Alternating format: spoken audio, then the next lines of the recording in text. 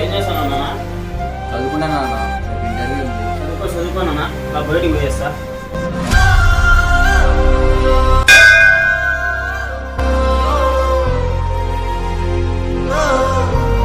దేవుడా, నా కొడుకు జాబ్ వచ్చేటట్టుకు చూడు దేవుడా. నా కొడుకు జాబ్ వస్తే కనుక ఫస్ట్ శాలరీ నీ ఉండిలీకే వేస్తా. అన్న, నాకు జాబ్ వచ్చింది. ఎంత సంతోషమైన మాట. సరే కానీ అలా బయటికి పోయిద్దాం. ఎక్కడికి అన్న?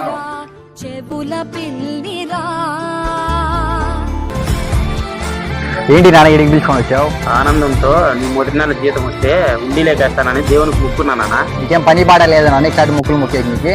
ఏమిరా? నా మొదటి నెల జీతం ఉండిలేకేస్తే నీ సంతోషం తీరుతాడు. అదే జీతంతో కొంతమందికి అన్నం పెట్టిస్తే ఆ దేవుడే సంతోషిస్తాడు.